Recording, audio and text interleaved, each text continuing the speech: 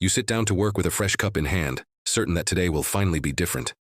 You open the document, glance at the first line, and suddenly remember the plant needs water, the inbox needs checking, the floor needs sweeping.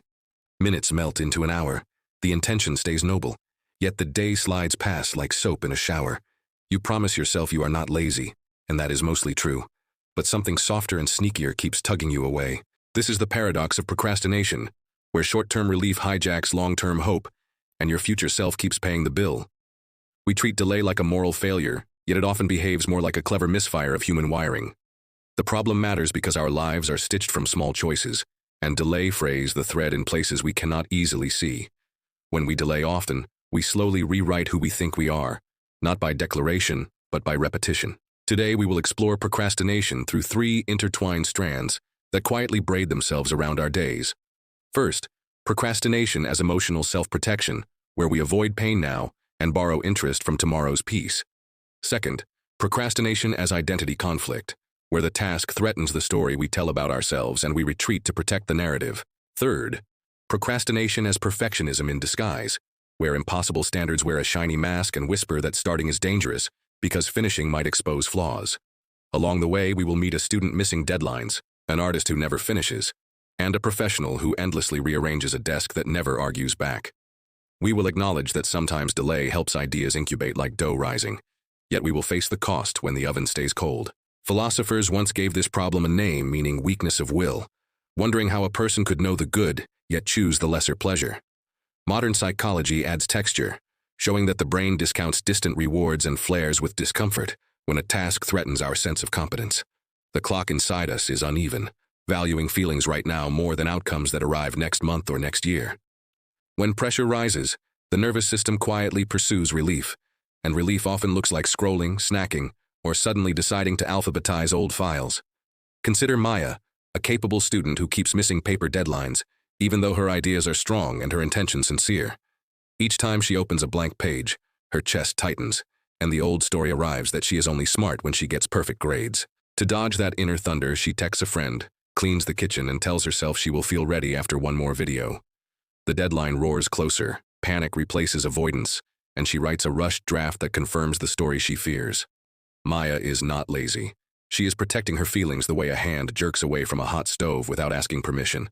Avoidance is instant anesthesia, pain relief charged to the account of tomorrow's self with a hidden fee that compounds. The first strand explains that procrastination is an emotional regulation strategy, a clumsy shield against shame, uncertainty, or boredom. If the task feels like a threat, even a small one, the body treats it like danger and looks for an exit sign.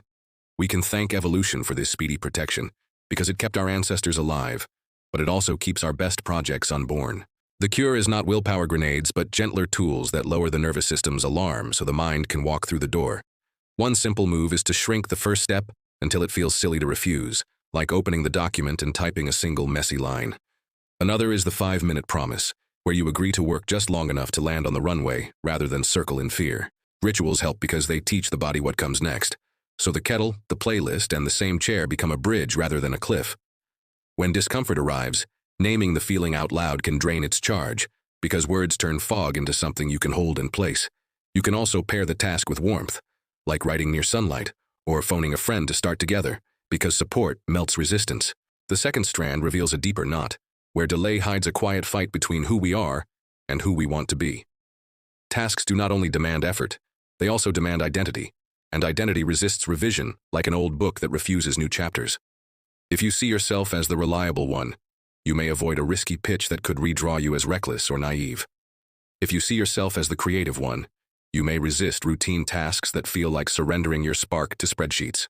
Identity conflict shows up as mysterious exhaustion around certain projects, as if the task weighs double, because it drags your self-image behind it. Take Daniel, a competent professional who spends entire mornings rearranging his desk while urgent proposals sit untouched and increasingly unfriendly. He convinces himself that organization is progress, yet the untouched proposal threatens his image as always prepared, so tidying becomes a moat. By protecting the identity of the always prepared person, he avoids the moment that might reveal he does not yet know enough. His delay is not idleness, but a defensive costume, and that costume grows heavier every hour he wears it.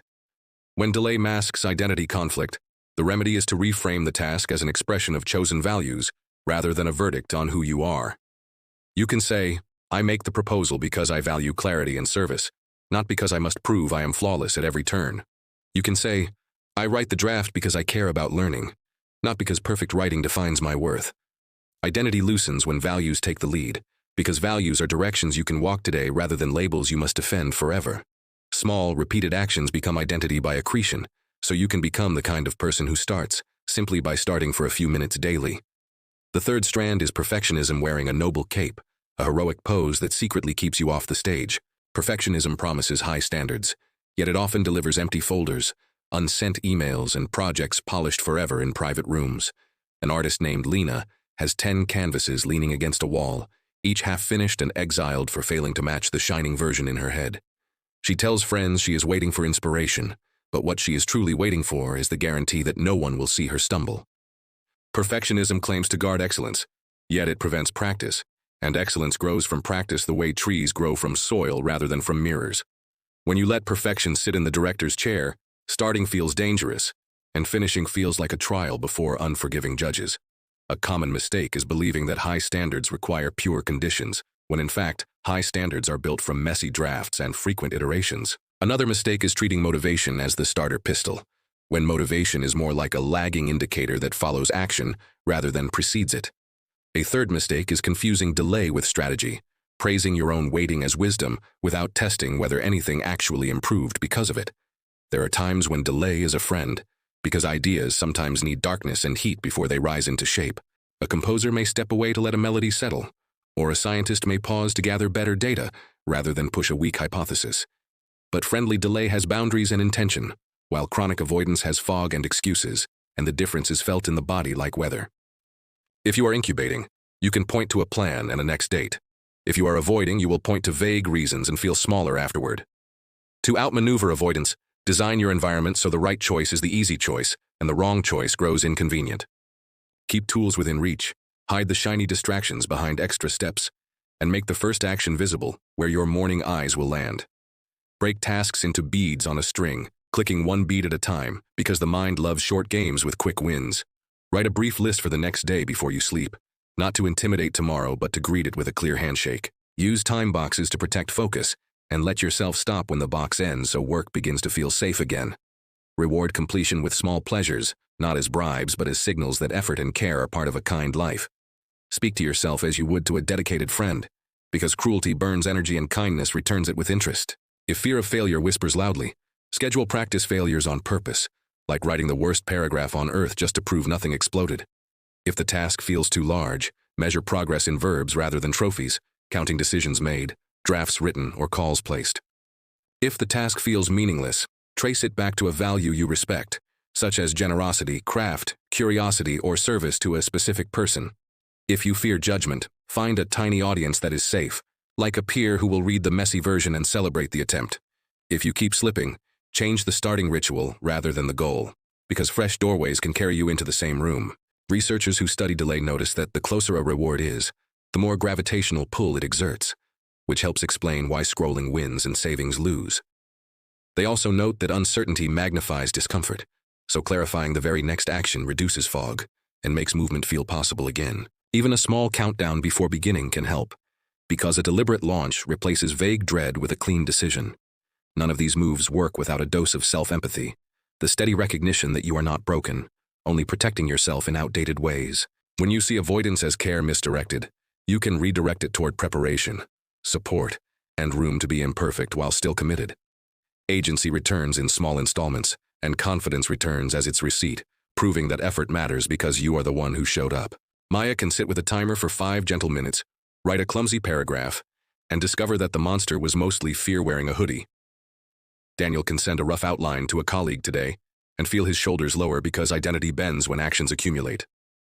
Lena can finish one painting badly on purpose, hang it where she will see it every morning, and smile because proof beats fantasy every single time.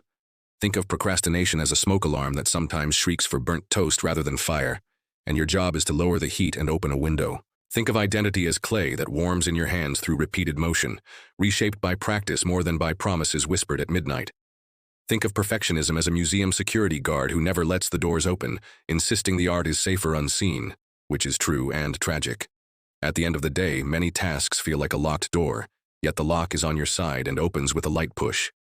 The push can be a ritual, a value, a micro-step, a timer, a friend, or a laugh at the worst draft that finally exists.